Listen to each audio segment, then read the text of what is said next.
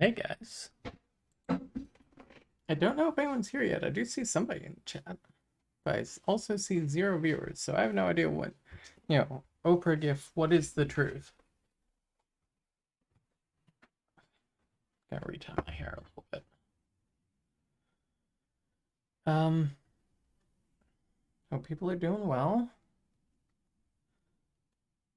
This is an odd stream for me. I've been thinking about doing like little react streams, but um, I didn't expect to be doing this tonight. Sometimes something calls you though. Hello, Perihelions and Quicksilvers and Felis Draconis. I feel like you have a different system name. Hang on. No, Felis Draconis. I was wrong. Oh, welcome. I'm excited for this. You should be. I'm gonna get into my history with Saw and I guess with horror movie franchises in general in a moment. Oof. Oh. So yeah. Uh I mean might as well start, right? We got some people here. So let's talk about horror. I am a big fan of horror films. Um Obviously horror is a very broad genre. I really like psychological horror the most, probably. Though, I'm not one to be put astray by a ghost story, monster movie, that sort of thing, slasher. I love Scream. Um uh but one of the things that really set me on a path of really appreciating horror um was kind of the Saw franchise, in a sense. So I was watching a video in 2016 about one of the Saw video games because there's two of them. And the guy who was talking about it was like, Saw hasn't been good since like Saw 3. And I was like, you think that's true? Like I had never seen any of them. And I was like, I think I'm gonna watch all of them. And so I did. Um And then I was like, that was a lot of fun watching all of them and ranking like which one was actually the best. The first Saw is the best, but Saw 4 is the second best. Saw 4 is an amazing horror film. Um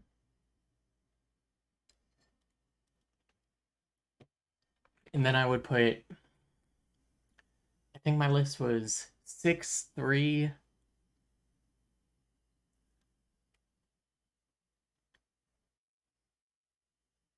1, 4, 6, 3, 5, and then 2 and 7 go back and forth depending on which one I've seen most recently. They're both fucking terrible. Um We've only seen Saw 1. I want to watch all of them, but we cannot find them anywhere. You can get them on Blu-ray for like $7 American. Or at least you could last time I checked. At least first 7.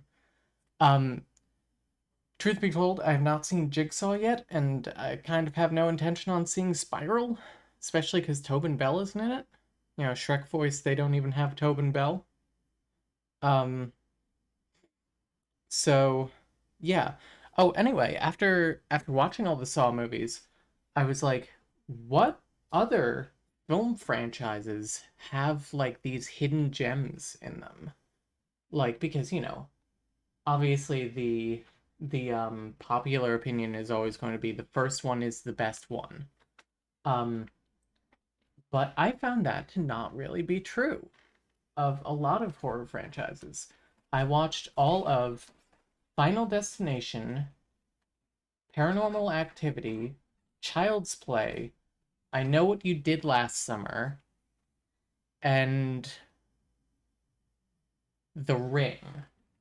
But just the American rings. Hi, Evergreens. Hi.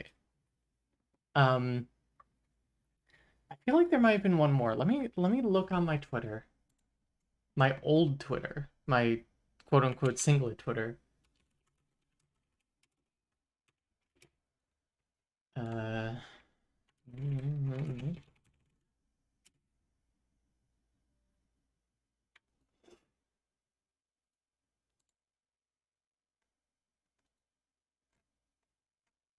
this was all in like the summer of, oh, that was all of them. Um this was all in like the summer of 2016. The last one that I tried to watch was the Texas Chainsaw Massacre movies. I watched the first one, and then the second one I got way too drunk for, and I got really sick then. Um and so and then the next day I actually ended up getting like a job interview, and I was no longer unemployed shortly after that, so I had a lot less free time. Um but yeah, I watched Saw, Final Destination, Paranormal Activity, Chucky Child's Play, and I Know What You Did Last Summer. Um, and that's my ranking of best to worst of those. I Know What You Did Last Summer. Three god awful movies. One of them has Rachel from Animorphs in it though, so small mercies. Finally finished diffusing our hair. Hi. All right, so that being said, I watched about 7 minutes of this already. This is on the Cracked YouTube channel, as you see. This is called I Got Tied Up in a Basement Until I Could Explain the Entire Saw movie timeline, Saw 1 through Spiral. This came out May 19th, 2021, the day after our anniversary. Um, it has 400,000 views at time of writing, watching, saying. So, let's dig in. We've seen the first three Final Destinations. Third one is the best one. The Evergreens will highly disagree on this, but it's the best one. Sorry. All right.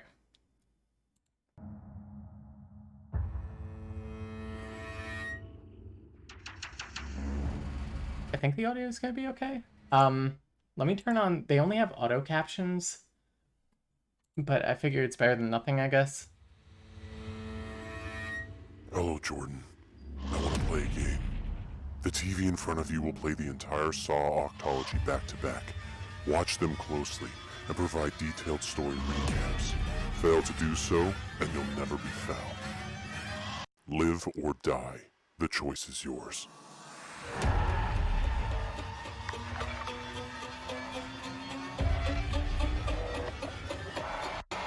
So it's clear that he understands the cinematography of the later Saw movies with that little montage there. The first movie opens with two men waking up in what appears to be a pretty typical Arby's bathroom. You know, dead body with a gun and a microcassette player in the middle of the floor and all that. And weirdly, if you look closely, you can definitely tell the dead guy on the floor is breathing. Not sure if that matters or not. The two guys are Can you guys hear it okay? to the wall, unable Audio to is good. Okay. Thank you. not really sure why they're there other than because, you know, Arby's has the meats. We quickly learn that the first guy, who looks exactly like the Dread Pirate Roberts but with more pit stains, is actually Lawrence Gordon, a surgeon and apparent philanderer who has a wife and a daughter, and the latter of whom has just a massive tootsie. Oh, what a big tootsie.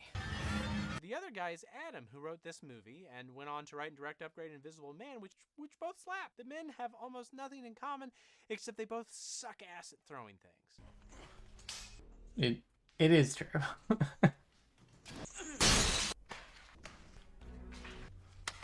The two men find microcassettes in their pockets and use the dead dude's player to Imagine your favorite YouTuber disappearing for 2 months only to suddenly reappear with this banger. This guy's kind of quiet, but I think it's editing, Crack's editing at fault. I'll turn it up a little bit. microcassette says he should try and escape, and Lawrence's says he should try and kill Adam by 6 o'clock. Let the games begin! Adam discovers two hacksaws in the toilet, and they realize that the easiest way to escape would be to saw their feet off.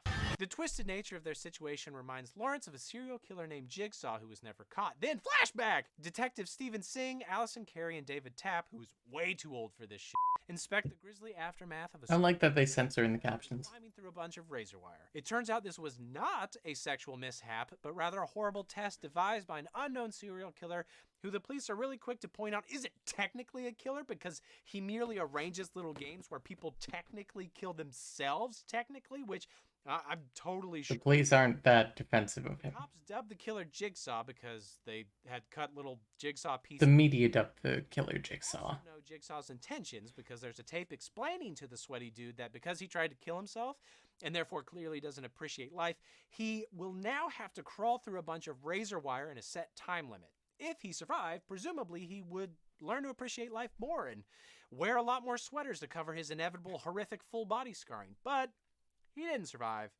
so I think the lesson was lost on him. One of Lawrence's pin lights is found at the scene of the not technically a murder, and so he becomes a prime suspect. It never comes up, but Lawrence also owns a huge-ass jigsaw puzzle piece clock, which seems like a red flag. I've never noticed that. For the police.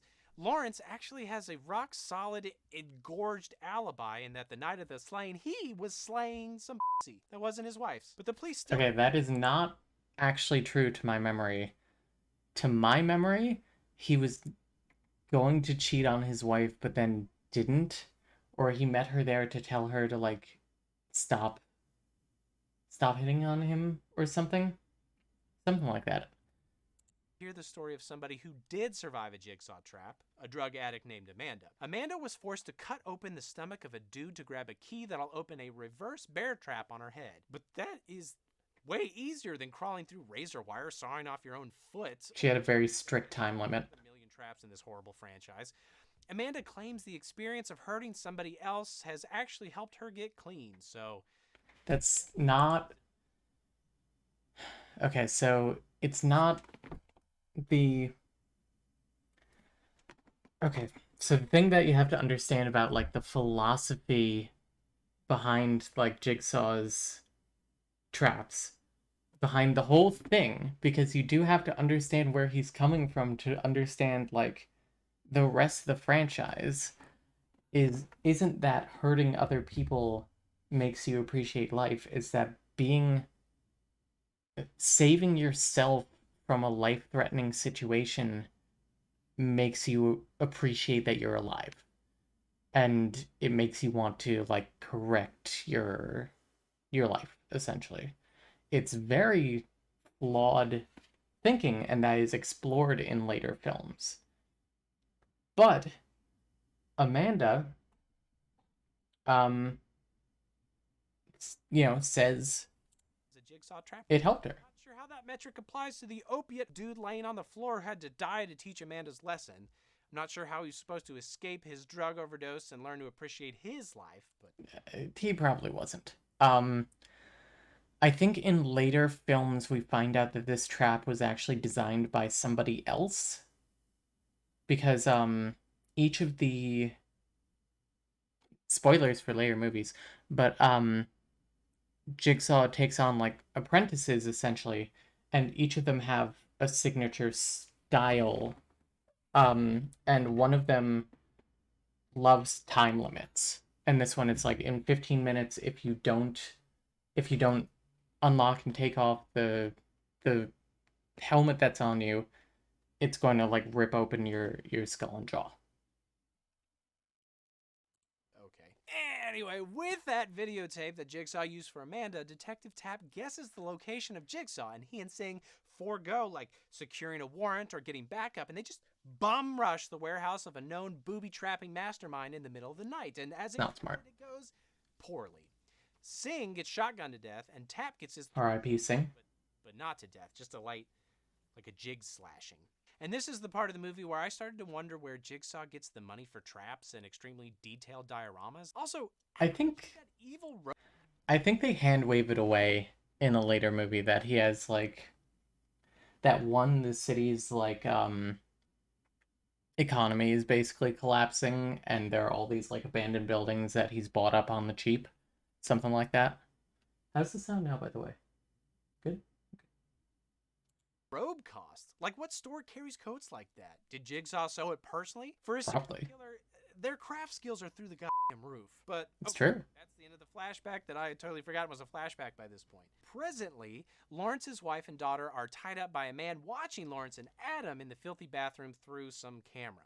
Simultaneously, it turns out that Tap went crazy after the death of his partner, got fired from the force, and now full-time stalks Lawrence, still under the belief that he is the Jigsaw killer. In the bathroom, Lawrence finds a box with a one-way cell phone, which I think is usually just called a baby monitor, but the box also has 2 cigarettes, a lighter, and a reminder that he really needs to kill Adam already, and also the blood of the guy on the floor is presumably poisoned. The implication here seems to be that he should dip a cigarette in blood and then give it to Adam to smoke, but surely Adam would see and or smell freaking blood on a white cigarette? But it doesn't matter because Lawrence tricks his captor by flicking off the lights and whispering a warning to Adam so quietly the microphone doesn't pick it up.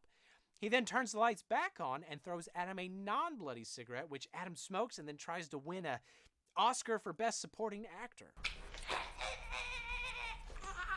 The captor isn't fooled by this big brain scheme and electrocutes Adam through his chain to wake him back up. Oh, and apparently the guy Wake him back up. Lawrence moonlights as an orderly at Lawrence's hospital and is named Zepp Hindle when he isn't crawling around in a pig mask or taking down the Dharma Initiative. Okay. We gotta... Where is it? The guy who captured Adam and Lawrence moonlights as an orderly at It's not moonlighting. I mean, here's my problem with this so far.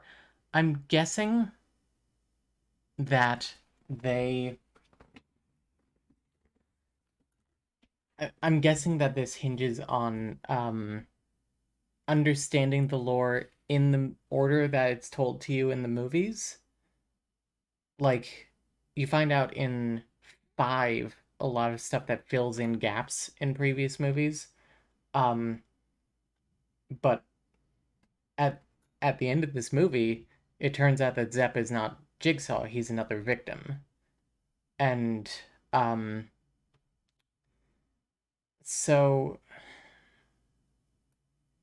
the other thing... Lawrence's hospital and is named Zepp Hindle when he isn't crawling around in a pig mask. That's not Zepp. Spoilers, that's Amanda.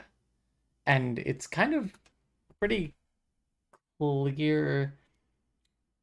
I don't know, maybe it's just because I'm viewing it in retrospect, but it seems clear that in the movie that this isn't Zepp. I don't know, just me? Or taking down the Dharma Initiative. But he's not I don't get that joke. Here because we suddenly learn Adam has also been stalking Lawrence and taking pictures of him because he was hired by Tap. And if you're keeping score at home, that brings us up to 3 people simultaneously stalking Lawrence. Lawrence eventually delays killing Adam for so long that Zepp is forced to kill Lawrence's wife, but twist! Zepp is weak as shit, and he gets his ass handed to him. Even more, well, he gets caught off guard. Lawrence's many stalkers, Tap, sees the gunfire and runs in to stop Zepp. Unfortunately, Tap forgets this isn't the video game Control, and guns have a finite amount of ammo. Lawrence's family escaped to a nearby Indian family, and Tap chases Zepp to the Arby's bathroom. Why is it necessary to specify that they're Indian? Like, was that really a detail that you need to say? And where the boys are. Unfortunately, nobody stopped to explain any of this to Lawrence. He just hears gunshots and screaming while speaking with his wife over the phone, so he freaks It's honestly kind of comical. And then shoots Adam with a gun on the floor. Tap catches up with Zepp, who shoots Tap dead, and then Zepp comes into the room to kill Lawrence because there are rules, but twist again, Adam didn't die. And even though he's been shot, remember, Zepp is weak as shit, and he allows Adam to beat him to death with a toilet top. Lawrence army crawls away for help and almost certainly bleeds to death after like 10 feet or 10 foot. But then, in the big he does not. Of all, remember the dead guy on the floor who I noticed was breathing at the beginning? Well, he's alive, which it explains the breathing. His name is John Kramer, and he is in fact the Jigsaw Killer. It turns out Kramer has a brain tumor as well as nerves of ice because he never once flinches even as people shoot each other, beat each other to death, scream, and generally throw shit everywhere. He hates people who don't value life and so has been devising traps this whole time to learn people some zest for life. Zepp was just another victim of this, and his trap was to, I guess, basically be Jigsaw for a day while Kramer took a nap on the bathroom floor because Kramer also values efficient delegation. Anyway, Kramer leaves the bathroom and a still shot still tied up Adam behind. He also turns off the lights like a real asshole while Adam screams over the credits. Game over! Can I get some food or something? There's a jar of peanut butter in the corner, but you'll notice I've covered the floor in spikes. Yeah, these are Dorito crumbs.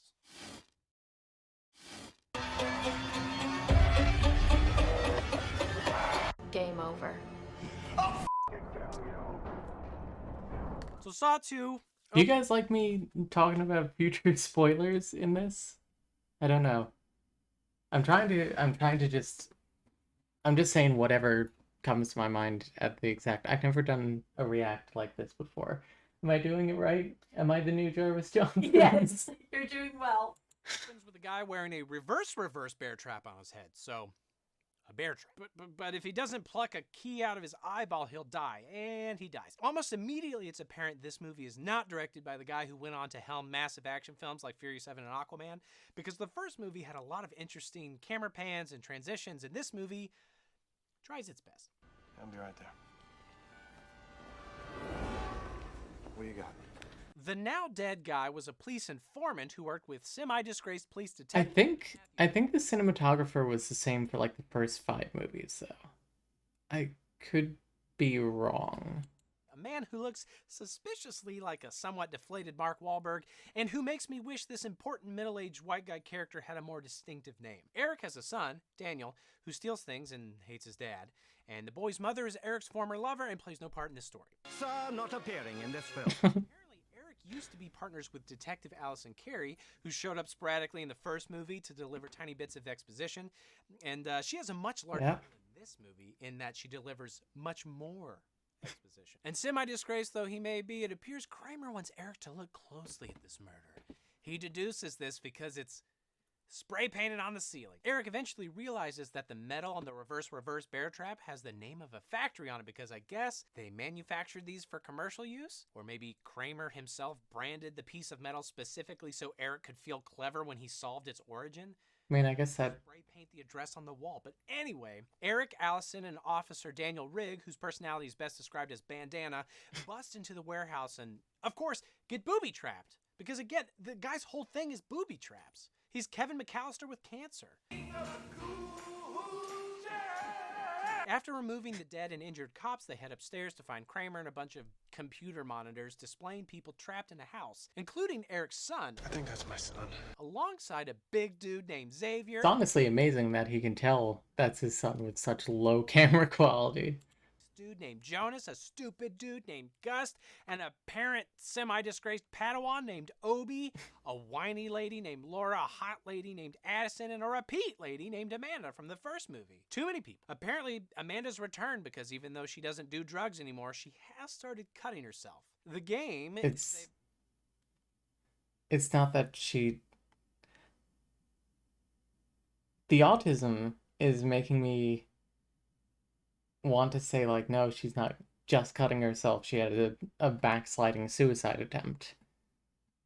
But I've got 2 hours to find a bunch of antidotes spread throughout the house that'll prevent them from dying from some slow-acting poison seeping through the vents. Apparently, there is one in the safe they're all looking at, but the clue they're given is too cryptic, so Gus takes a key that they are expressly told not to use on the door, and he uses it on the door. Rip Gus. Next, it's revealed that Obi captured them all for Jigsaw, a la Zep. Rip Zep. But then I guess he got captured himself like a goof, but it doesn't matter because he catches on fire to death 5 seconds later. In another room, there are syringes in a pit, and Xavier chucks Amanda in to find a key that'll open the door, but she's too late. At some point amidst all the catching on fire... It's such a simple trap, but it gets me every time. It's literally... trying to find a key that's attached to a syringe in a pit of syringes. Have you seen the Cube series? No, I've not heard of it, to be honest.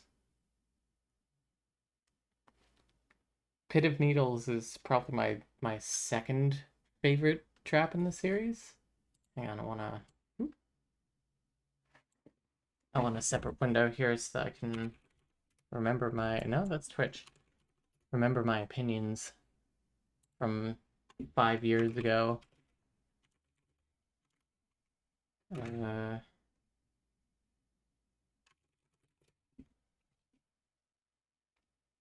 Let's see.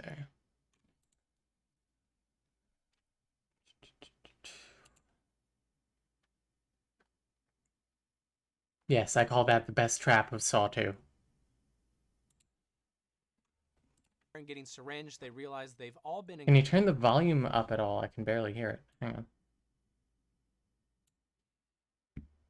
incarcerated thanks to evidence planted by Daniel's cop daddy. They get kind of mad at Daniel, but nobody really cares that much. How's that? Eventually, Xavier realizes they have numbers on the backs of their necks that theoretically correspond to the code on that safe, but instead of politely offering neck massages, Xavier hunts everybody down, though they kind of just all die on their own. Xavier kills Jonas, but then Laura just dies from the gas for no reason, and then Addison dies in a trap that really is not fair at all. Xavier comes for Amanda and Daniel, but the two escape through a door under the safe, which opens to a tunnel leading to the bathroom from the first Saw. And just like any other Arby's bathroom, it has not been cleaned anytime recently. And before finishing them off, Xavier cuts the number off of his own neck, again, rather than just like... in the best shot in the entire franchise. Rusty Saw, thereby, justifying the title of the movie.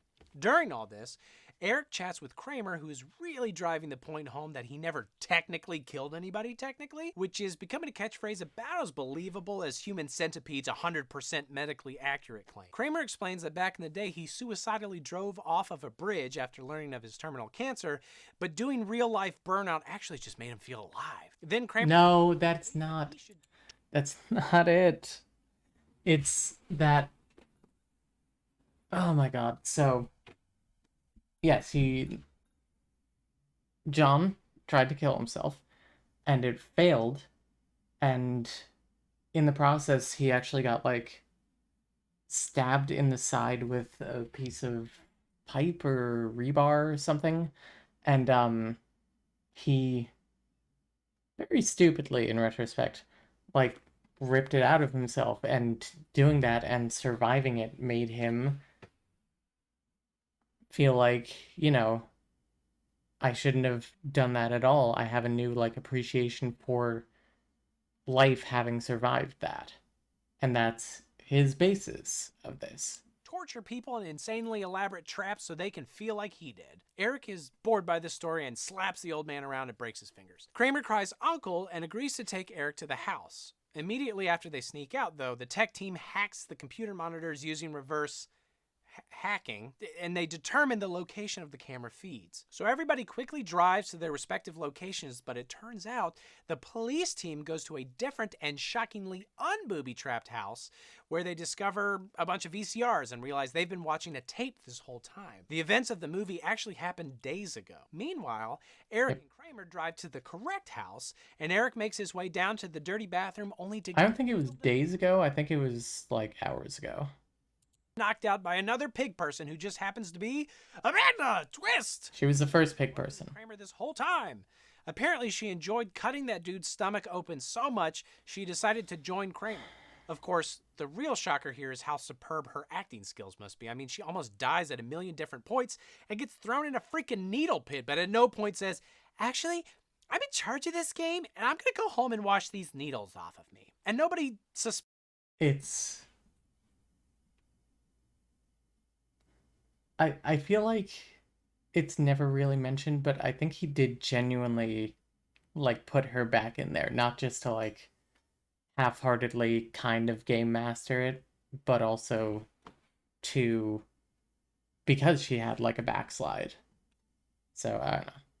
Suspects otherwise, because who would willingly put themselves in a jigsaw trap for real?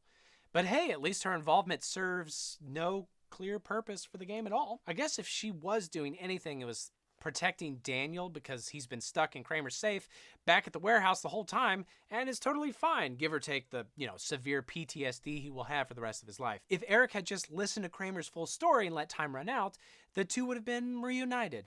Yep. Instead, Eric is chained up by Amanda in the same bathroom as the first movie, where he's presumably left to rot. Just like what I imagine the real Mark Wahlberg did to the real Donnie Wahlberg when they were kids. What? No. Amanda claims that even after Kramer dies, she'll continue his work. And we end with a shot of Kramer looking dead in the passenger seat. But if there's anything the first movie taught me, it's that this dude is amazing at looking dead. Acting runs in the Jigsaw family, apparently.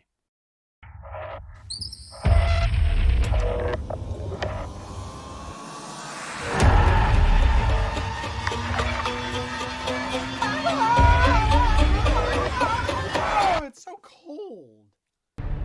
I forgive you.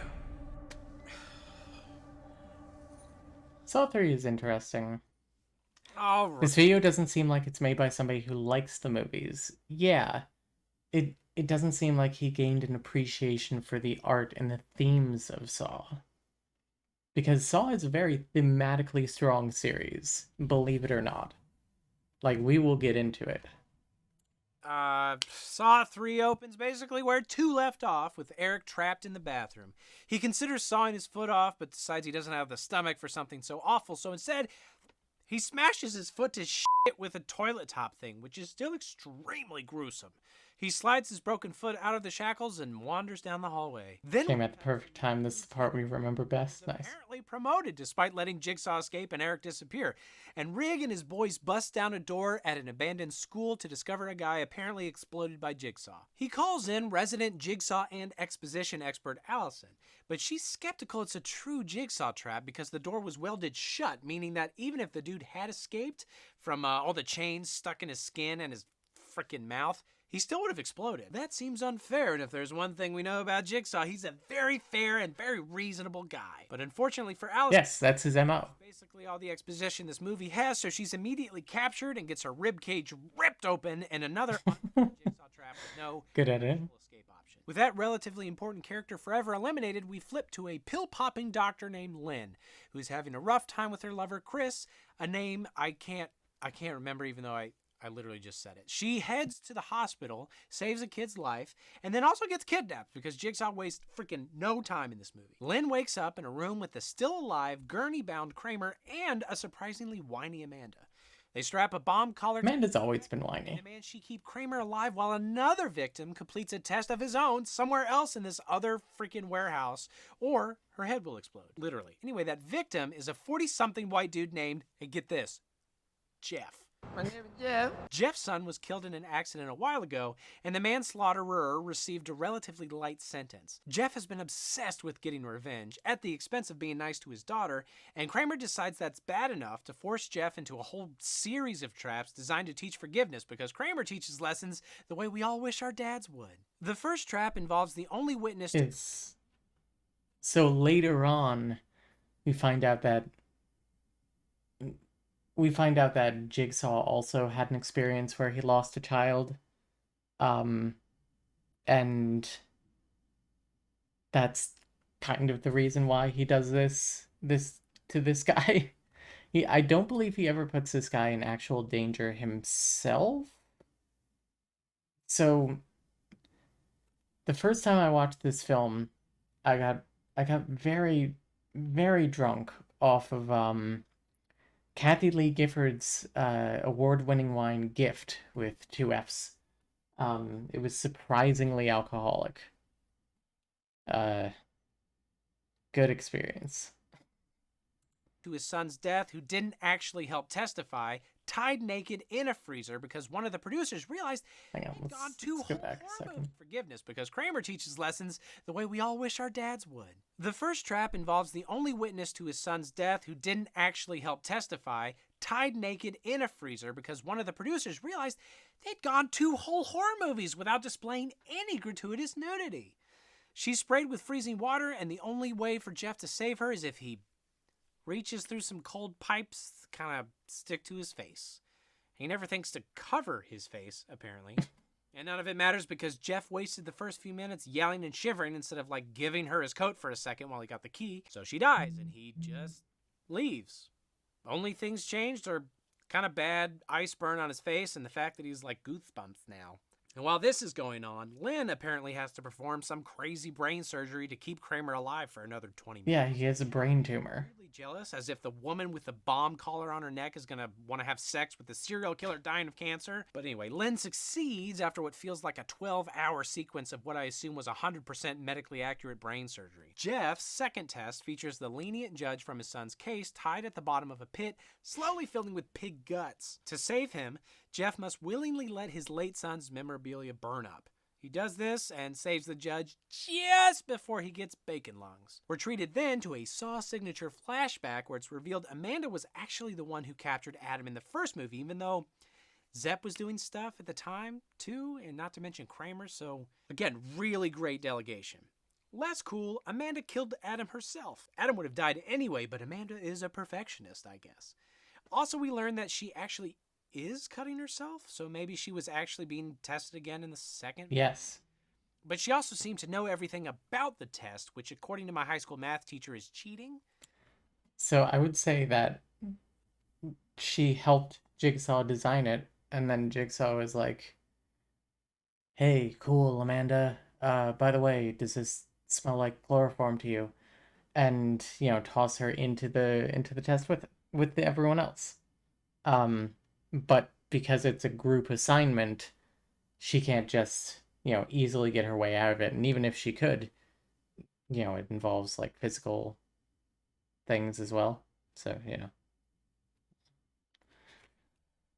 Both? It's hard to see what that little detail adds other than... Oh, and the reason it's important to know that Amanda is the one who killed Adam because Amanda just enjoys watching people die at this point.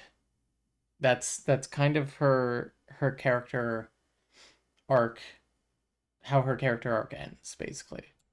A little bit more blood. We also see her kill Eric even after he escaped from the bathroom, which, again, cheating!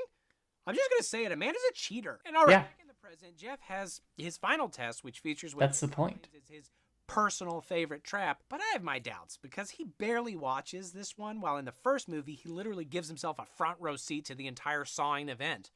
But whatever, the guy in the trap is the medical student who ran over Jeff's kid, and his arms and legs will be twisted off unless Jeff pulls a key out of a box that'll trigger a shotgun. Weirdly, Jeff succeeds without being injured at all. However, the judge inexplicably stands right in front of the shotgun hole and dies, despite being very aware of what was happening. Also, once again, slow-ass Jeff is way too late, and the guy dies anyway. And I'm wondering if Jeff's son would have been fine, but it took Jeff like 7 years to get him to the hospital because he's evidently the slowest man on freaking Earth. Jeff's legacy really doesn't matter though, because he technically succeeds in that he didn't like fall into a hole or knock himself out on a pipe while walking from game to game. And since Kramer is still alive, Kramer tells Lynn she can leave, but of course weirdo Amanda shoots Lynn in the stomach. Yep. Why? Who knows? Maybe it's because Amanda drank this can of energy drink. Regardless, Jeff walks up on the scene and reveals that he and Lynn are actually married. Since Amanda was supposed to be the proof that what Jigsaw does works, it seems important that she turned out how she did. Exactly. The thing about the films is that it constantly goes back and it says, is John correct? And I think that the fact that they explore it from so many different angles is one of the interesting things about the franchise. Jeff's kind of peeved that Amanda shot his wife, so he shoots Amanda in the quickest decision he's evidently ever made. And time. Well done. As Amanda bleeds out, Kramer claims credit, like he planned everything to ultimately test Amanda because he knew she was killing people and setting up unfair traps, and as he says, he despises murderers and had never murdered anybody, which surprisingly doesn't feel more true the more times he says it. Amanda failed that test and is now shot, and Kramer... It is clear that John doesn't want anyone to fail the tests, but he wants them to work for it hard enough. He is definitely he's definitely a murderer, but still. Kramer now wants Jeff to forgive him too. Forgive me.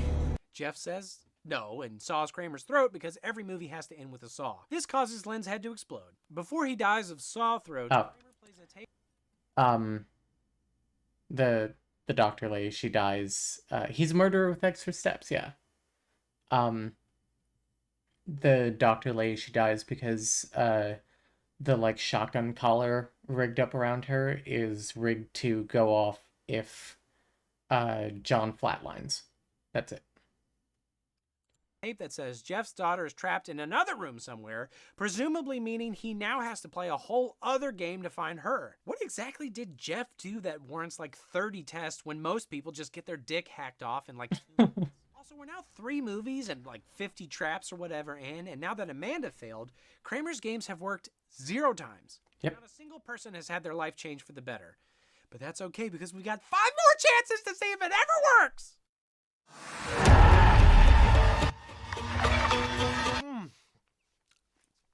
That peanut butter's sticky. The joke was funny once. But, you know. It's now Soft 4, and I'm starting to This is my think favorite the sequel. numeral titling system is a little pretentious. Like, who do they think they are? Grand Theft Auto? I'll have 2 number 9s, a number 9 large. Even more upsetting, the movie opens on Jigsaw's dead dick, which is probably the most horrifying trap in the whole series. Kramer is being autopsied, and as the doctors peel all of his non-4 skin back, they discover a tape inside Kramer's stomach claiming his game will continue. Kramer's tummy tape specifically calls out I one forgot about that. background middle-aged white detectives who has been floating around on the periphery of this series named, wait for it, Mark! Apparently, he's gonna get tested too. Also, spoiler warning, this movie makes no damn sense. We cut to 2 Oh, no. Okay, a little. But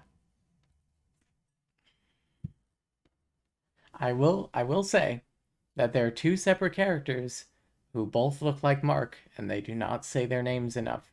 And they're both growly white dudes, and I thought they were the same character until the end of the film. That is what I will give.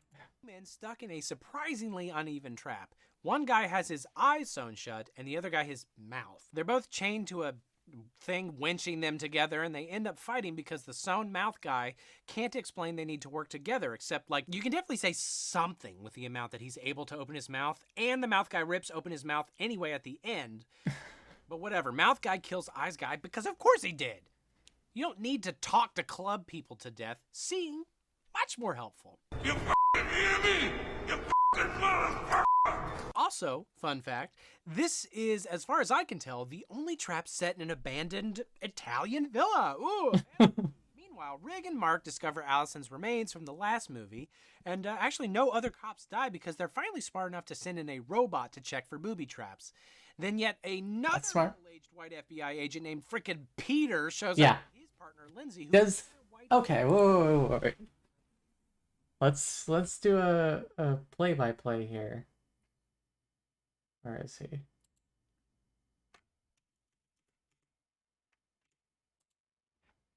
Another middle-aged white FBI agent named frickin' Peter. Okay, everyone get Peter fixed in your mind. Look at Peter. Embrace Peter's imagery.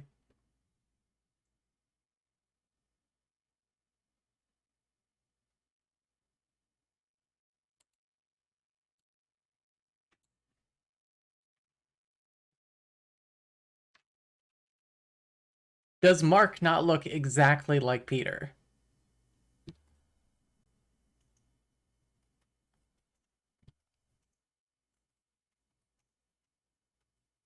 I don't know. Maybe it's the face blind autism.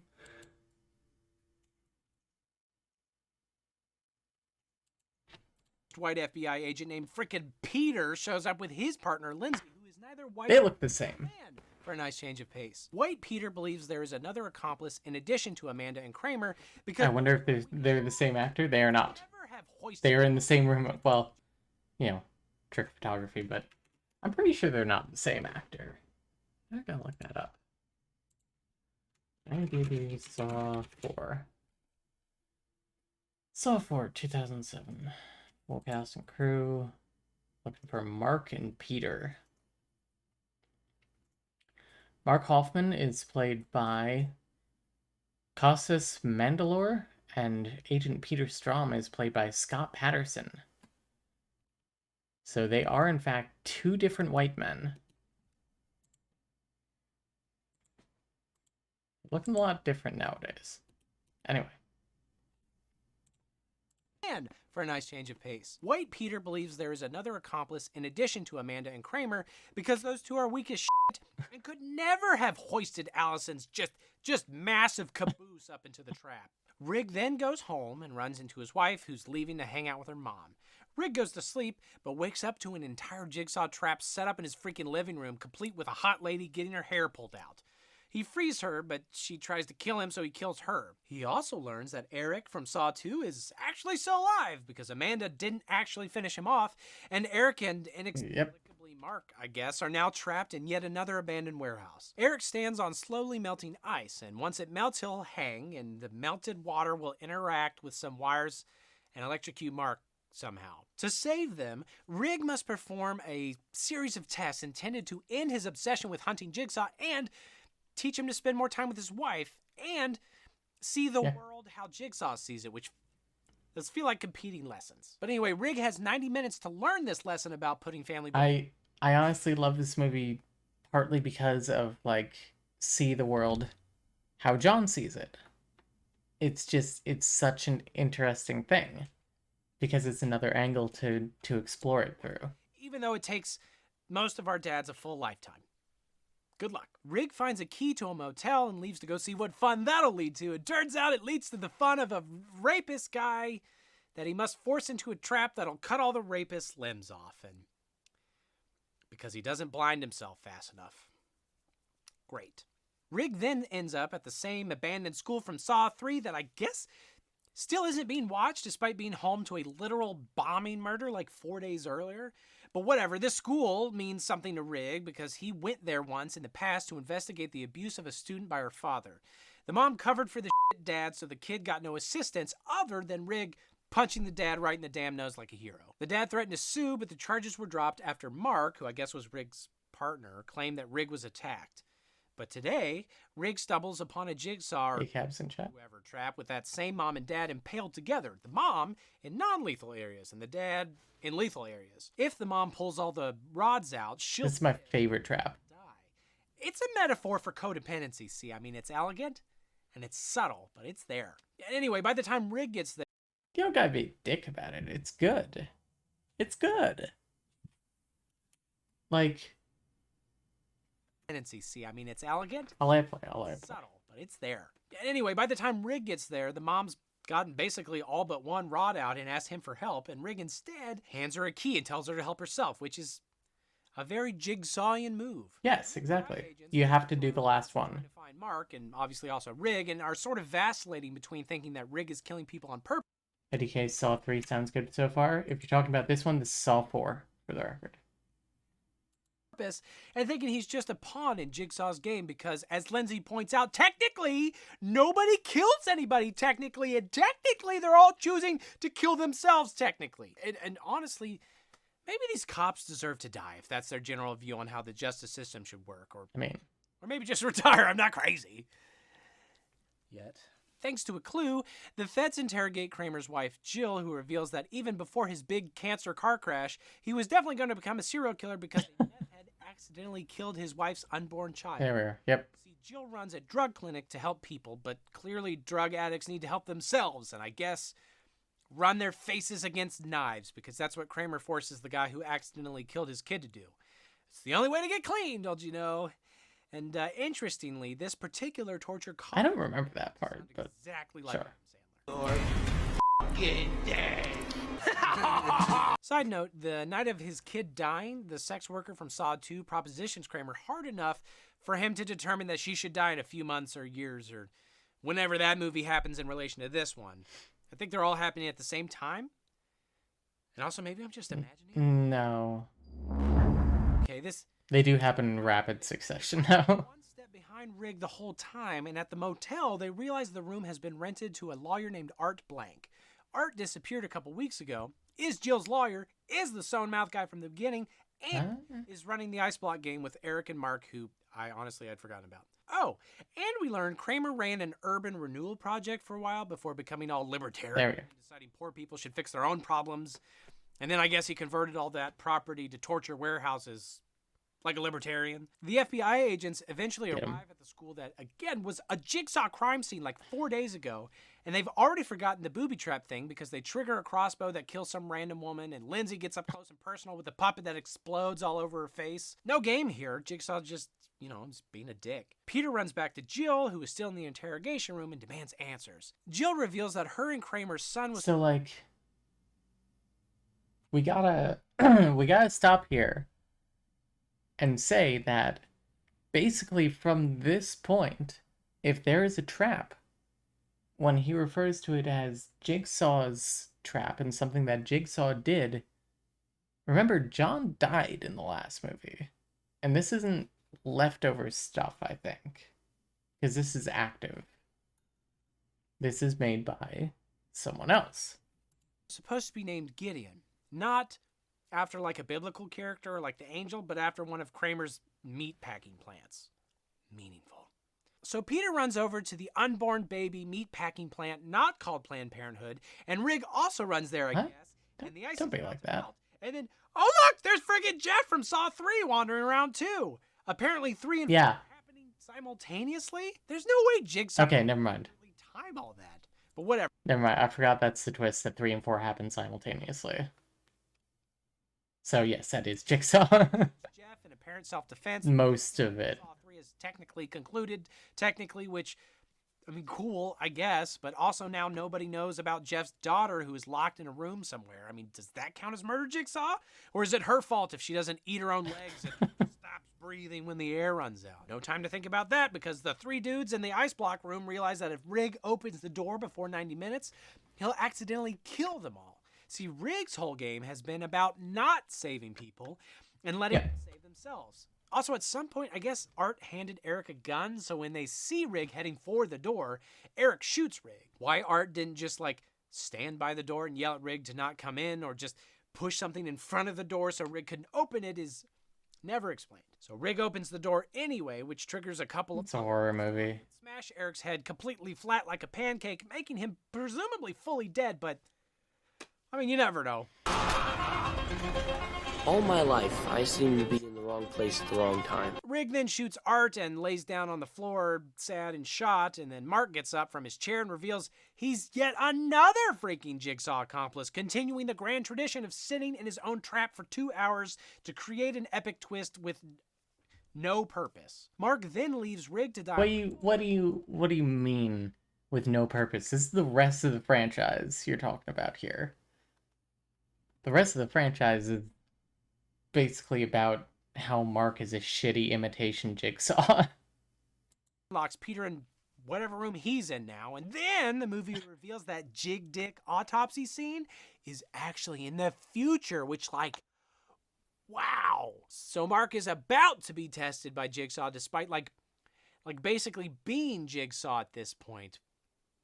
Because these movies are dumb as shit. Also, I've lost Wow, fuck off. Jigsaw to capture people and rig them up in traps. I mean, what are the odds that all these randos never fail or get caught? Do they take a course on kidnapping? Does Jigsaw have a master class they all need to watch first? Hell, am I only halfway through these damn movies? Saw 5 opens up with a dude getting his stomach sawed in half by a big blade because, I don't know, who gives a shit? Honestly, at this point, just saw me in half. Isn't becoming the new Jigsaw the test in that case? Yeah, basically. And I don't know, the resentment that he seems to have for this. And yes, I know. Scribbler said earlier he was allegedly chained up and forced to watch them. But you could just not do this video. Was this supposed to kill me? No, shut up. Okay. Your body will never be found. So, yeah, the guy is a former convict, as have the vast majority of the people in these traps, and it's like, pick another thing, dude. How have there been 0 politicians in traps so far?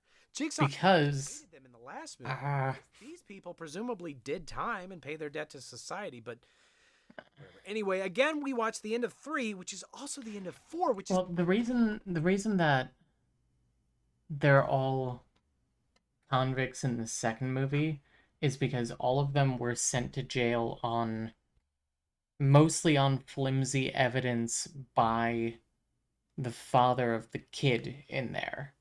and that's the thing that binds them together. Um, Also, John, just a little classist. Just gonna say it, he's a little classist. It's also the end of my tolerance for this achronological bullshit. It's a game, tweaker. Mark locks Peter in the room with Kramer's body, but Peter notices an exit and a tape recording and gets nabbed by a pig head and stuck in an honestly pretty uninventive trap where he just slowly drowns while water gets dumped on his head. There's not even a moment where they pretend. Yeah, it's an Amanda trap. It's just an inefficient way to murder somebody. Even the water is stored in That's the point. office water coolers. Somebody's murder trap budget has been freaking slashed. Fortunately, Peter's actually kind of brilliant and gives himself an emergency tracheotomy so he can breathe even with his head underwater, which actually is pretty cool. Maybe the coolest thing in this whole series so far. Meanwhile, Mark saves Jeff's daughter because, yay, they didn't forget about her. And then he walks out of They don't forget. the day, and everybody else has died. Of course, Peter didn't die and also walks out, but Mark, who we know is evil, is labeled a hero. And Peter, who I just realized was in Gilmore Girls. People grow and evolve their whole lives. Well, he's taken off the case. And what the case is unclear because as far as anybody knows, Jigsaw is dead. Jigsaw murders are over. But maybe that's just like cop speak for vacation. Like, I could really use getting taken off the case right now. Side note, Kramer has left a box of unidentified shit to his wife, which is handed to her by a lawyer, even though I'm like 100% positive that murdering 50 victims means you're not allowed to wield your possessions to people without the police inspecting them first. Like, that's evidence. That's the first way we learn that this is a shit lawyer. And the second is he asks to see what's in the box like a curious 12-year-old. Like, be a professional, bro. Well, I will say that we know that John has an accomplice in the police. Like, who's to say that didn't happen? Bro, you represent a serial killer. Show some restraint. So Kramer's dead, finally for real, which means he can't personally build new traps. But we see Mark set up an elaborate game for 5 new people. So back to the masterclass thing. How do these Jigsaw knockoffs know how to build such elaborate traps? Once again, ACAB, yeah. Trap twice besides the reverse bear trap. And so how are they also creative and good at welding? And also, where are they getting the money for this stuff? Did Jigsaw have a company credit card they're just passing around? Anyway, Probably. Mark gets promoted and the FBI isn't invited to the ceremony. And shut the hell up, Miss Jenkins. Please, not today, Miss Jenkins. And we learned that Lindsay Perez from the last movie died off screen because presumably she wasn't middle-aged white dude enough. Meanwhile, the aforementioned 5 people are trapped in a room with collars around their necks. The people aren't sure how they're all connected to each other, but this is a jigsaw trap, so obviously they are, and I don't think it's too much of a spoiler to say that the answer is they all played a part in a fire that killed 8 people. Yeah. Wait longer to reveal that fact, but it doesn't matter because the fire has literally nothing to do with anything else in the series. Anyway, I will be straight with you. All the traps in this movie have nothing to do with anything. Half of Saw 5 is filling in backstory on how Mark became associated with Jigsaw, I think, and setting up stuff for the next movie, basically. And then half of it is like unrelated traps because they're like, oh, we gotta do the traps, but like there's no reason for there to be like traps associated with the characters who are actually in the movie. So I guess we'll just give these people, I don't know.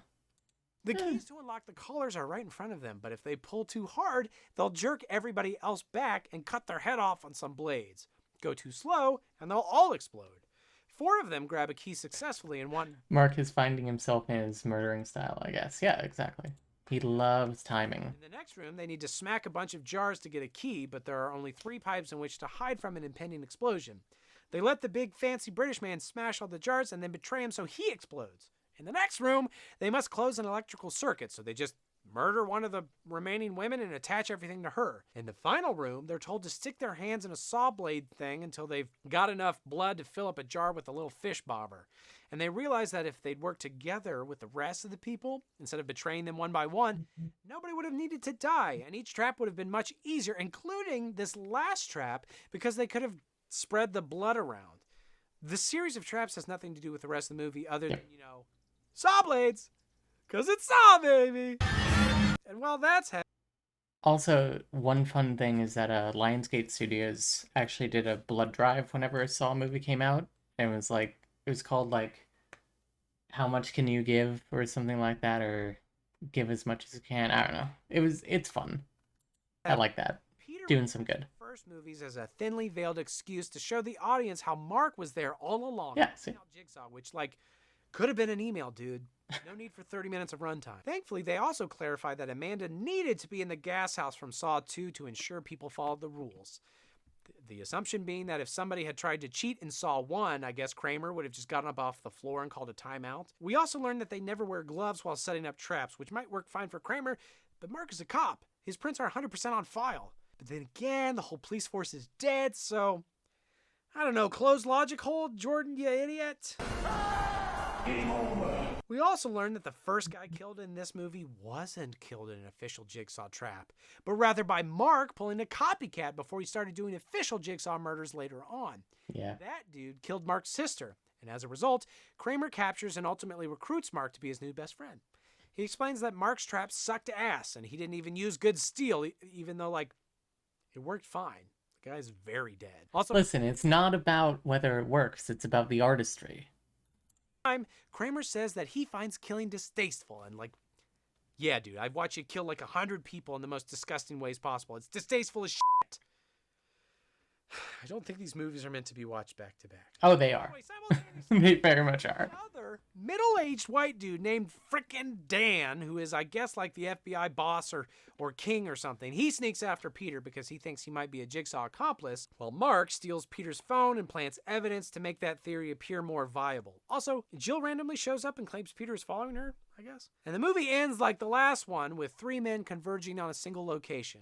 Dan finds the survivors of the fire game and more evidence seemingly pointing to Peter being a Jigsaw accomplice. Peter finds a tape that tells him to get into a box full of glass or he'll die. And Mark finds Peter. The two scuffle. And You guys, white guys mixed up, yeah. Which, of course, allows Mark to survive when the walls inevitably close on Peter and squish him. So, what about that test that Mark was supposed to do or whatever at the end of 4? Why does it always take at least 2 movies to resolve any hanging plot threads? Surely they wrote this whole franchise in one awful night at a slasher-themed LA Halloween party in 2004? Hold your breath for 5 seconds or you'll die. Right now? Okay.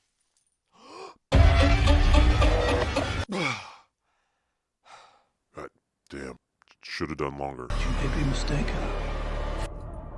Anyways, I love Saw 6 too. One of my fondest college memories with a big dude in a cage sawing his stomach off across from a woman cutting her arm off, and both placing their respective body parts on a scale in the hopes that their meat weighs more than the other's meat, so a thing on their head doesn't drill into their... Oh, it's just like the hit game Inscription. Taste the stale beer and horrific viscera. Mark, again like me in college, watches this passionately. Then he heads to the box room where he just apparently squooshed Peter and finds an unsquooshed Peter hand. And even though that's essentially exactly where the last movie ended, Mark, I guess, also had time to kidnap those 2 people and set up another elaborate game. I just kind of assumed that that was already going. Immediately after? He is a busy bee. But, so yeah, he uses Peter's disembodied hand to plant a couple of fingerprints on the eyes of the guy who recently died from the unfortunate combination of extreme weight loss program and extreme screw in the brain program. Those fingerprints pretty much cement Peter as the primary suspect.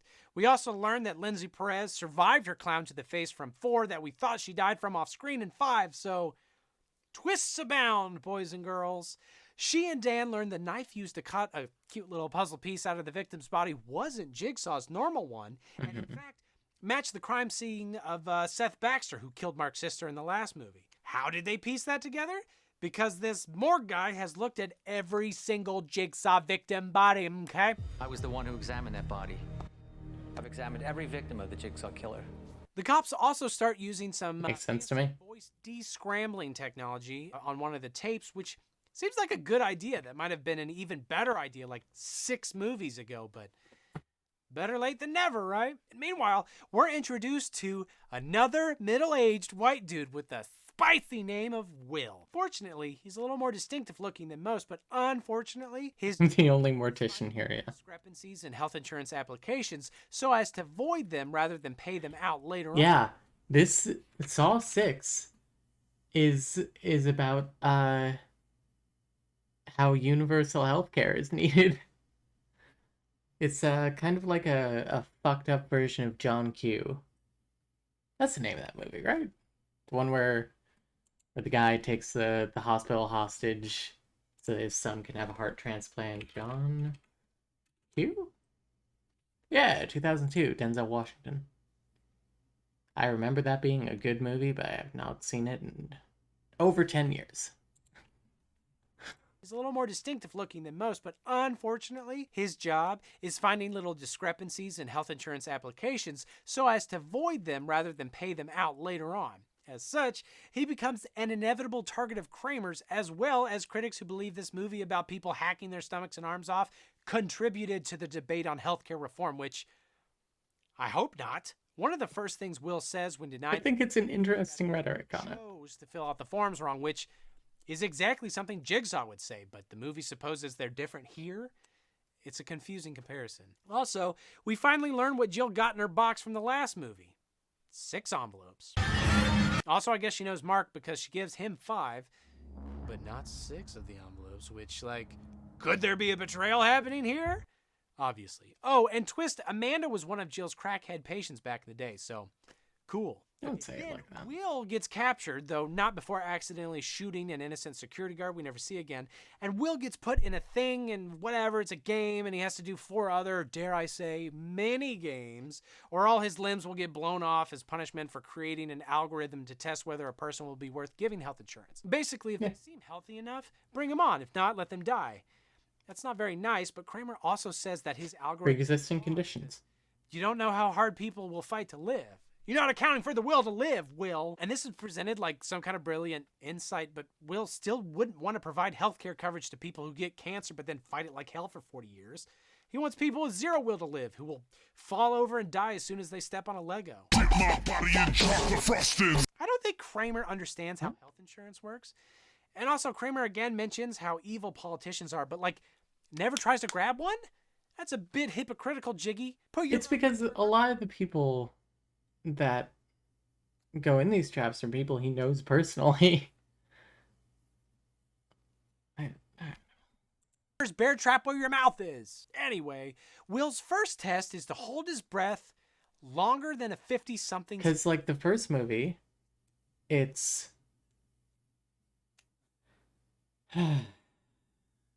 Politicians tend to have security, too, yeah. Because the first movie, the victims are the doctor who is an asshole to him, the orderly who is nice to him for some reason. I still don't get it. And then, as I said, Amanda was somebody that his now ex-wife worked with, and Adam was basically a casualty of chance because he was photographing Lawrence. So, you know, sometimes people just get caught up in the wrong thing. Kramer jigsaw trap at this point, which means it's supposed to be sort of fair and teach a life lesson or whatever, but have we really stooped to the level of killing smokers? The dude has no other apparent issues with his life. He's a freaking janitor. That's a piece of shit move, Kramer.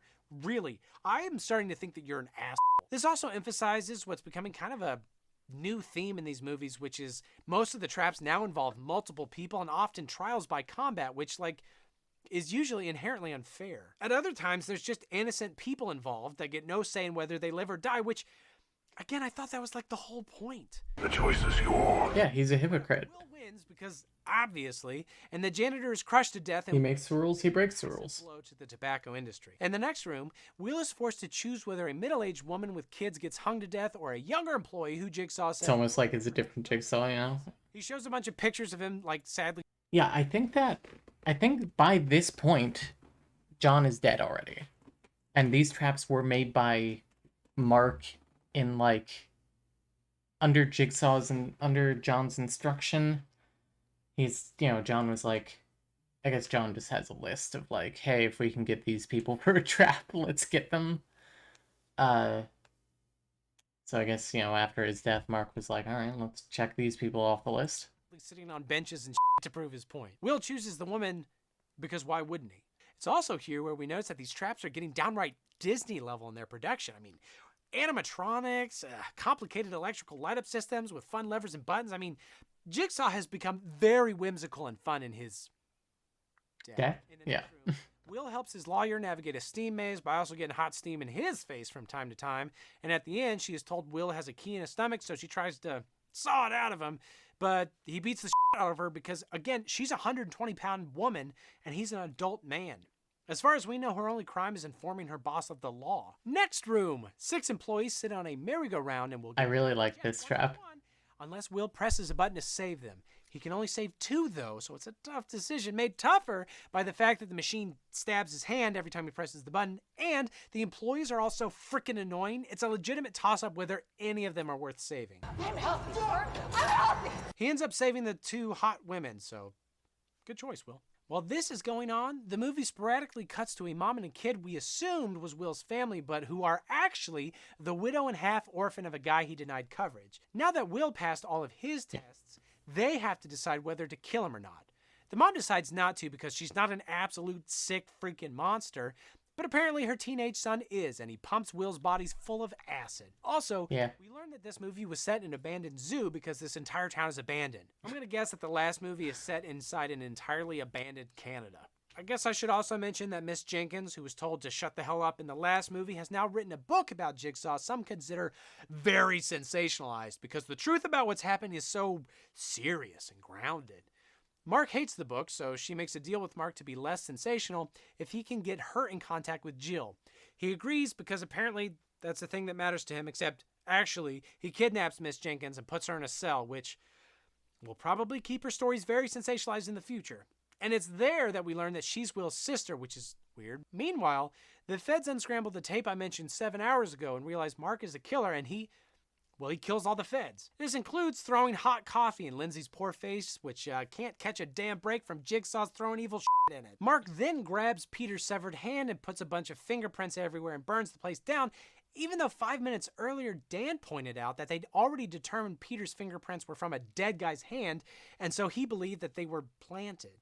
Somebody told this to Dan. He didn't figure that out on his own, but I guess it couldn't hurt for Mark to try again in case they all forgot. Also, I guess it turns out that Mark knew Amanda was there the night the meth head accidentally killed Gideon, and so he wrote her the letter she read back in Saw 3 that I didn't mention because I didn't think it mattered. It said that she needed to kill Dr. Lynn, which actually does kind of explain why she was being such a friggin' weirdo in that movie. And otherwise, Mark would have revealed the truth to Kramer. How Mark could possibly have known any of this is unclear, but he does. And that's what leads to Amanda's failure of the game and ultimately her death. You got jigsawed. But wait! There's more! In Jill's 6th envelope was Mark's picture, I guess, in case Jill forgot what he looked like, and Jill sneaks up behind Mark and electrocutes him because she evidently rigged this random chair in this random zoo to have a random massive battery thing in it without Mark ever noticing, and it knocks Mark out, and while he's passed out, she puts the reverse bear trap. What does he mean? Because I didn't think it mattered. You wrote the script. Yeah. He could have always gone back. From Saw 1 on his head and ties him up. And if I remember correctly, that has to be like wired directly into your jaw, which we don't see happen to Mark. And again, how are random people this good at engineering and medical shit? Well, to be fair, we do get some clarity on that front with a flashback where Kramer and Amanda make fun of Mark for building a shitty machine. So I guess they did have classes and Mark was a poor student, maybe? I mean, not that poor because his traps are the most elaborate yet, but he does skip corners on metal qualities. But anyway, Mark does escape from the trap, even though he does get half of his jaw ripped off, as one does. And I am so happy that the last movie is called The Final Chapter. Get it? It's a reverse bear trap. Yeah, no, I get it. That's Uh-huh. yeah, it was really good. That's funny. Okay. You know, it's weird because I feel like this franchise has made so much money, and yet Twisted Pictures still hasn't updated their production stinger. I mean, that's just lazy. I mean, they sexed up the opening credits and put the whole movie into 3D, but they couldn't bother to get a higher res GIF of a railroad spike. I mean, they should get sawed for squandering their every advantage. Anyway, the movie itself opens with cheap shot. That Dr. Lawrence Gordon survived sawing his foot off in the first movie, which is Fine, but why give away his inevitable surprise return as yet another Jigsaw accomplice at the end of this movie so early? That's like pronouncing Palpatine as alive in the opening crawl or something. Anyway, Lawrence survived his no-foot by cauterizing his stump on a hot pipe that screams more loudly than he does, which is kind of disconcerting. Then we cut to an extremely public Jigsaw trap that has nothing at all to do with anything as far as I can tell. It's just this one's weird.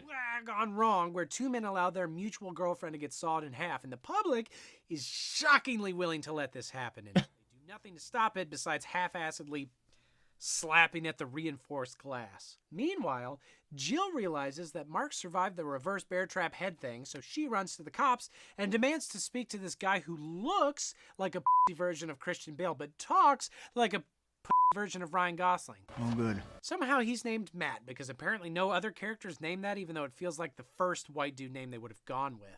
But I'm very glad they fixed that oversight. Anyway, Matt works in internal affairs and is very interested in trading immunity for Jill in exchange for information that'll bring down Mark. White dude named Bingo. Interestingly, Matt fulfills two classic movie tropes at the same time by cockily eating an apple while looking at a dead body. I mean, this guy's legit. Mark, for his part, abducts and kills a bunch of racist skinheads, which, honestly, I could probably get behind. Fewer smokers, more Nazis, please. What is sad, though, is that one of the racists is portrayed by the late Chester Bennington of Linkin Park fame. He doesn't do much acting, but the movie does cater to his strengths by letting him scream a lot, which he does very well. Matt is called into... I forgot that he was played by Chester Bennington. What a weird casting choice. Reverse bear trap hat addressed to him. And fun fact, this movie has the worst acting in a series full of terrible acting. Yep. At the damn mall! And while this is all going on... No, you don't get to say that that lady is a bad actress there.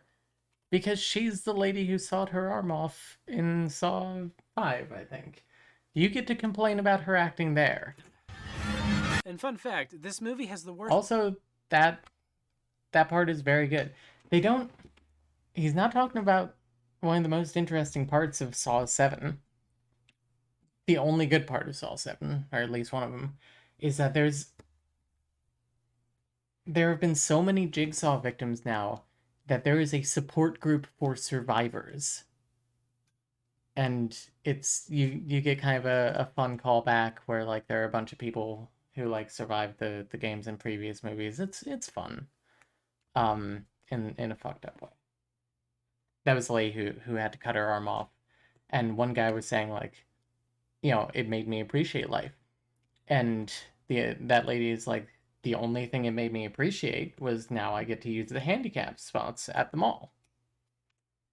Acting in a series full of terrible acting. Handicap parking at the damn mall! And while this is all going on, we meet this middle-aged white guy named Bobby, who somehow claims to have survived a Jigsaw trap, and who is on a press tour touting his new book about the experience. He's basically preaching all the exact same stuff as Jigsaw about valuing life and whatever, except twist, he was never actually in a trap. The idea that somebody could value life without hacking all their arms off upsets Kramer so much, he confronts our boy Bobby dressed up as a 90s Vanilla Ice cosplayer. I'm a dirty...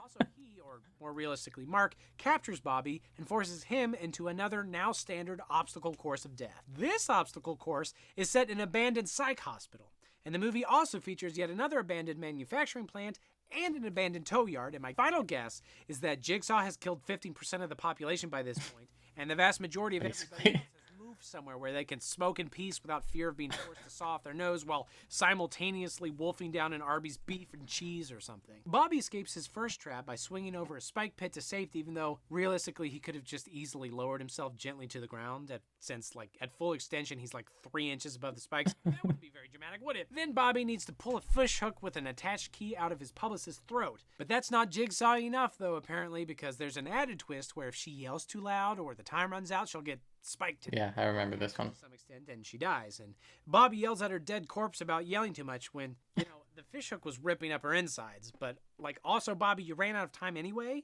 She would have died either way. Honestly. Mark loves time limits. In the next room, Bobby needs to do a squat to keep his lawyer from getting spikes in her eyes, and he fails because apparently he skipped leg day, and also the machine he's squatting stabs him in the side. Then he goes to another room where the floor is mostly gone and his buddy has been blindfolded, and the two must navigate a series of planks to get a key in the middle. Just like the hit show Nightmare. Before he falls and or time runs out and he gets hung. Again, Bobby fails because he really sucks at this. In the next room, Bobby has to rip out a couple of teeth, and he finally succeeds before heading into the final room to save his wife by sticking hooks in his pecs and climbing up a chain rope thing. In this, he also fails because he skipped chest. Okay. But he fails to mention that this last trap is the trap that he claims he had to do in his book. So the final trap is you said you could do this. Do it, asshole. Rip all the way through his girly pecs. I expected more from a Boondock Saint, but apparently they're much better at killing than saving. Each day, we will spill their blood! Also, again, throughout, the pageantry, really wonderful. Jigsaw dolls flying around, windows exploding, entire ovens springing up out of the ground and I mean, just well... Oh, real quick. Can you tell that this came out during the era of 3D movies? Watch this glass. Windows exploding, entire ovens springing up out of the ground and I mean, just well done, Imagineers. Bobby's game again highlights how unfair these have become. Like, okay, the publicist and the lawyer and the friend maybe lied, but the wife has no idea. Her only crime was believing her husband. And for that horrific mistake, she's burned alive in an oven? This is yet another true Kramer jigsaw trap, not an accomplice bastardation, by the way, which means even Kramer apparently isn't above changing the rules of his own damn game when it suits him, you freaking dick. Kramer jigsaw trap, not an accomplice. She's burned alive in an oven? This is yet another true Kramer jigsaw trap, not an accomplice bastardation, by the way, which means even Kramer apparently isn't above changing the rules of his own damn game when it suits him, you freaking dick. During this... Seems kind of rude to have all these semi-randos die because the middle-aged white dude number 19 was arrogant. Yeah, I mean... He's always been a hypocrite. I'm not going to say he's right or anything. Whole thing, Mark and Matt have been playing a game of cat and mouse, culminating in Matt getting secret auto chain gun to death, a la Breaking Bad, and Mark stabbing every single person at the police station, including the coroner who'd recently bragged about getting to see every Jigsaw murder victim. And now he is one. Ugh. And this was all just so that Mark could find Jill and hook her up to the freaking reverse bear trap. And for once, the thing actually kills somebody, ending the series' longest-lasting erection. Hooray. Oh, and a whole SWAT team in the psych ward dies from gas because I guess the SWAT team doesn't bring along gas masks in this universe. It's good to see the police force returning to their, hey, why don't we just charge a Jigsaw building and hope that there's no booby traps? I don't know, man. Murder spree completed. Yeah. Mark heads outside where twist! He's attacked by 3 pig people, one of whom is Dr. Lawrence, just like we all expected. The other two are the 2 guys from the first trap. That's a like word of God thing, but yeah, it's those 2 dudes. Working with Kramer the whole time, which I guess partially explains the medical expertise required for some of these traps, but no word on what happened to Lawrence's wife or kid or like his day job. Oh, what a big tootsie. Lawrence leaves Mark in the original Saw bathroom, which is now just overflowing with bodies and feet and stuff. Then Lawrence throws away the saw, locks the door, and turns off the lights, leaving Mark to his fate. And for the millionth time, we get a bunch of flashbacks to the series highlights, as if we're supposed to be nostalgic for all that horrific gore. I was. But likely, it's the producers flashing back through all the places that made them rich, like, hey, remember that scene? We grossed over $100 million because of that needle pit, and you idiots paid us to watch it! Thank you for being a friend. Nobody in this entire movie mentions the triple FBI homicide at the end of 6. I guess none of them had families or friends or, like, actual job responsibilities. It's okay, they're not people. Or maybe more realistically, that sort of thing is so common in this universe that 3 federal officers being stabbed and then burned can be written off as a bad Monday. And that's it. It's the end of the series, right? I can go home now? Game over? So I've not seen Jigsaw or Spiral. Damn it! So I guess... Oh, okay. How long is this part? Logo. What time is it? 4K. 30? Wow. Don't you have work tomorrow? And we've shifted from muted grays to some warm colors. That's cool. Oh! Yeah, it's like... It's directed by the guys that did Daybreakers and Predestination. That's pretty cool. Those are cool movies. Have you ever thought, I want to eat an apple and Oh. a pill and protect my So baby, you guys didn't... but the choice was too You guys difficult? didn't pay to Well, download no this? longer with We're just Lucia watching on Peacock with Murdoch. ads? From Procter & Procter and Johnson & Johnson. Okay, well... Unlike literally every other Saw movie, this one doesn't start with a trap, but rather a car chase that results in a foot chase through an abandoned warehouse. Okay, some things never change. They corner the guy named Edward on the roof, but he's holding a remote trigger of some kind. And the middle-aged white cop who shows up to stop him, only referred to by his last name Halloran, thankfully, commands the other cops to shoot the trigger out of Edward's hand because apparently they're all the most crack-shot elite sniper cops in the history of the world. And... well, they actually do shoot the trigger out of Edward's hand, but he's already pressed the button, evidently starting a new game for 5 randos. Well, actually, one of the cops did accidentally shoot Edward in the chest, which sure seems like a pretty reasonable mistake, but maybe it wasn't a mistake? Saw twist much? Yeah, I think we're gonna be done here. I haven't seen this one anyway, so... whatever. I'm gonna say, what's this guy's name? Jordan. Jordan. I don't know, man. You could have just watched the first 3 and then been like, I don't think I wanna do this. You did one on Final Destination that I'm interested to see. I mean, we're not gonna watch it right now because it's like... maybe I'll just go to Arby's. you know, another hour.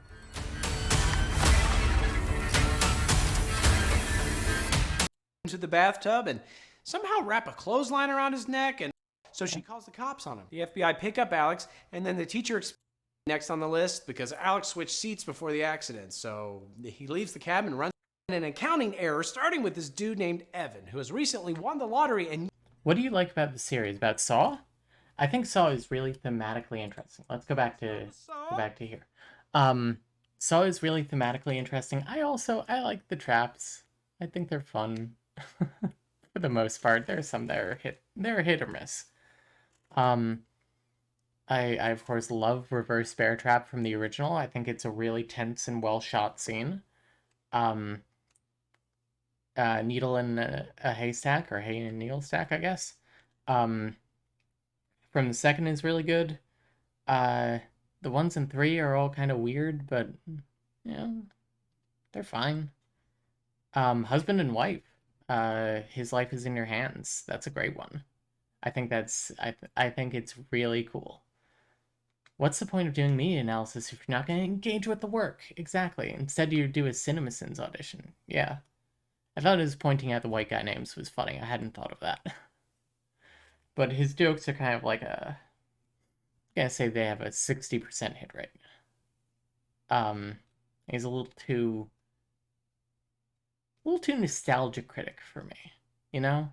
A little too hyped up, a little too yelly. Yeah. So that's that. I think that also, you know, the fact that the first movie does a lot with the idea like maybe John is right about this. It kind of goes back and forth on that idea.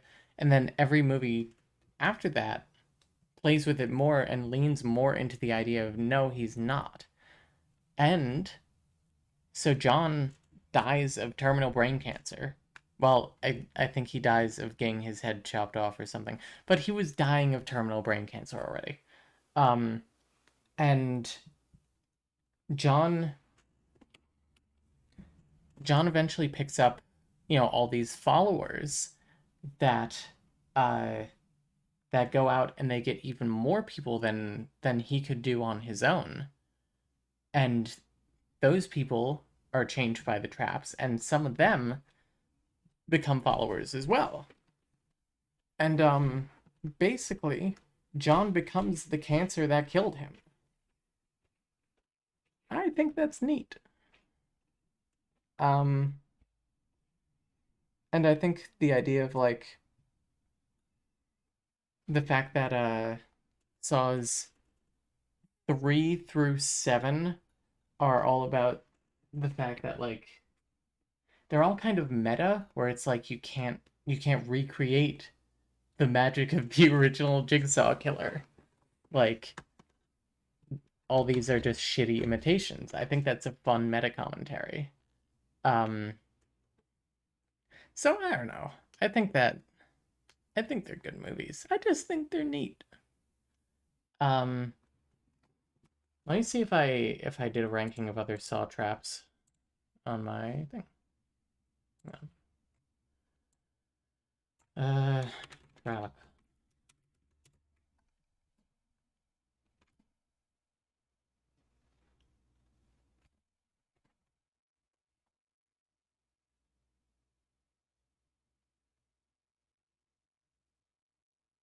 Oh, I did a little tweet on how to make a good Saw movie. Three factors. Good creative traps. Oh, sorry, 5 factors. Good creative traps. Main trials that are connected to the outside story. Hire some decent actors for fuck's sake. Plot twist makes sense with no help from future movies. And Tobin Bell. I agree with myself. I think that's good. Um,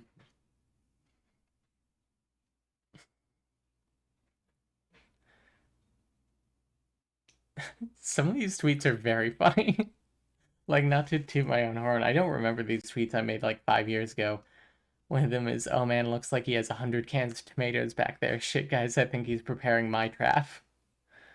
Hoffman, you're a loose cannon who sets up death traps for people in your spare time, but damn it, you're a good cop.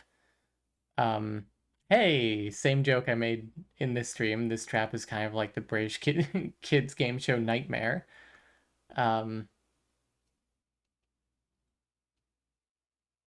This the squat trap. I said the trap shouldn't be called See No Evil. It should be called Do You Even Lift, Bro?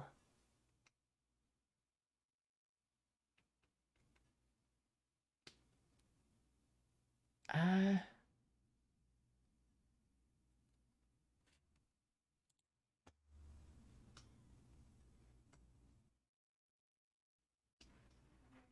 I'm amazed that they couldn't get very many of the people who actually survived his traps back for this movie. Then again, I can only think of maybe 3 people who survived who weren't and weren't working for Jigsaw. So never mind. Maybe make some people up. Yeah.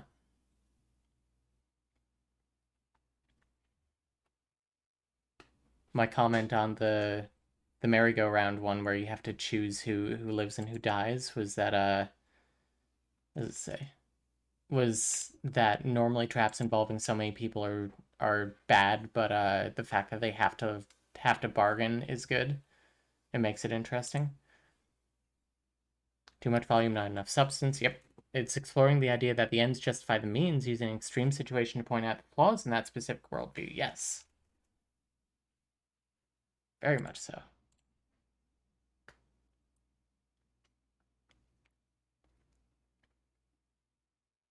What else? I talked about how I actually love the trap that if there were all 5 of them there, they would have each only had to give a little bit of blood. I think that's a good idea, but it's shot in a really stupid way. Um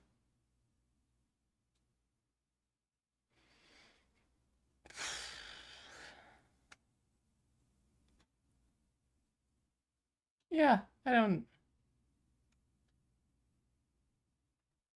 guess that's it. You know? Uh Slaw? I probably won't just bring everything back.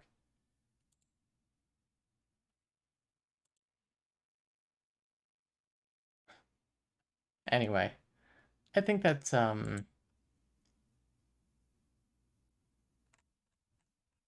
probably gonna be it. Uh Saw is good. I recommend Saw if you can stomach it. Um I think it's good. I just think it's neat.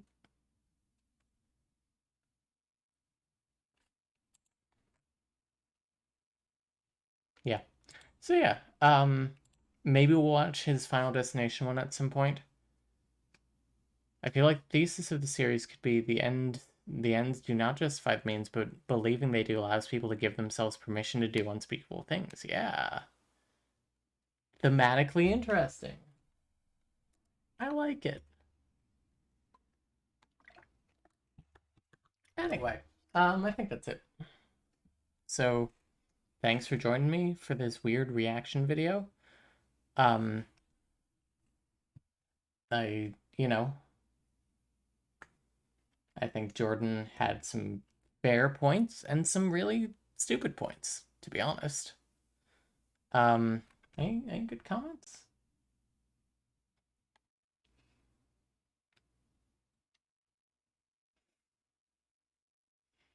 Uh,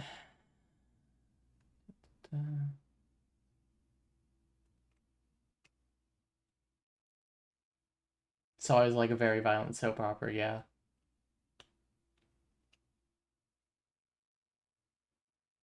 Yeah, that's too much.